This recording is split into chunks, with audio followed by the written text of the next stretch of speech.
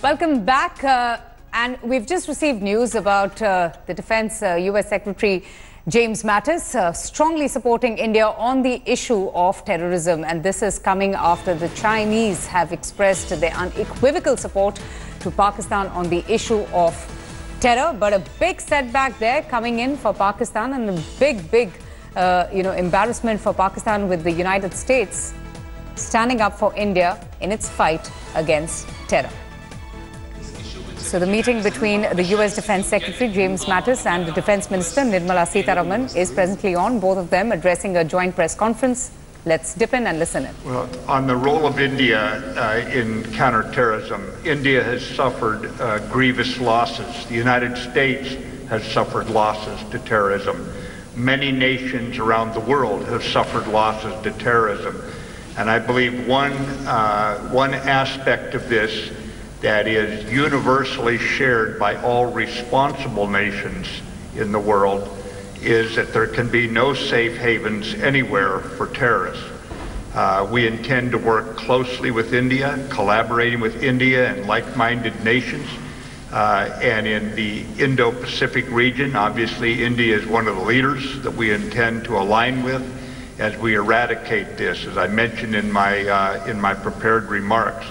But I think also that as we look at terrorism and what is going on in the world today, we see an increasing number of nations that are willing to put their troops in the field, to put their police departments working together. And we just see overall a stronger level of collaboration in this regard. And I believe in the long run that we are going to put terrorism on its back foot, but it's going to be a lot of work, and it's going to require a high degree of teamwork by all nations. And I think that's coming into focus. Yes, I did raise this issue.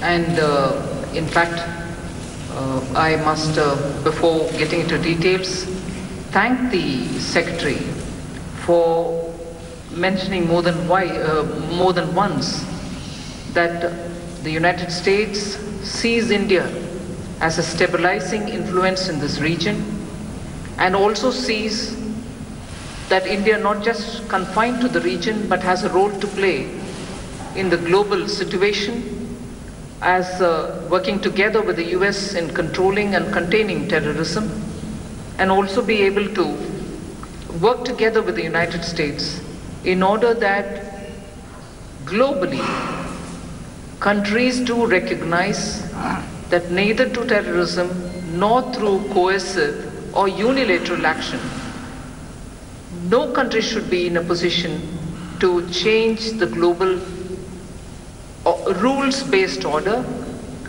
or threaten any existing status quo.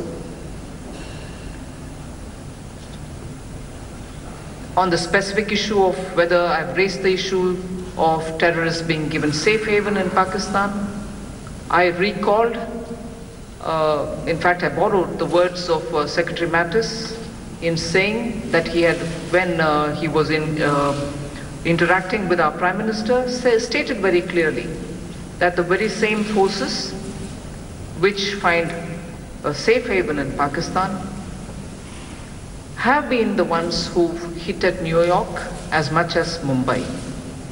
People of that region and also assets belonging to both the US and India in those two attacks stand out as examples of how such terrorist attacks have hurt democracies both in the USA and in India.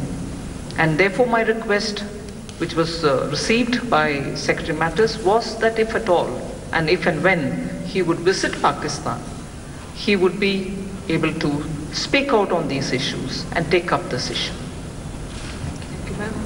Now from the gentleman from Wall Street Journal. Sir, my question for you. The war of words between the U.S. and North Korea has escalated to the point where miscalculation seems a real risk. How do you avoid that at this point, and how do you de-escalate to the point of where diplomacy can have some room? Madam Minister, if I could ask you a question about Afghanistan. Clearly the U.S. U.S. is seeking more contributions to the mission there. The effort to denuclearize the Korean Peninsula is one that has been diplomatically led and with an increased emphasis here as the DPRK, as North Korea's provocations have become more pronounced. We continue to maintain the diplomatically led effort in the United Nations. You have seen unanimous United Nations Security Council resolutions passed that have increased the pressure, economic pressure and diplomatic pressure on the North. At the same time, we maintain the capability to deter North Korea's most dangerous threats, but also to back up our diplomats in a manner that keeps this as long as possible in the diplomatic realm, this effort in the diplomatic realm. And that is our goal, to solve this diplomatically. And I believe that President Trump has been very clear on this issue. Thank you. May I remind you that India's contribution to Afghanistan has been for a very long time, and it's been consistently on developmental issues.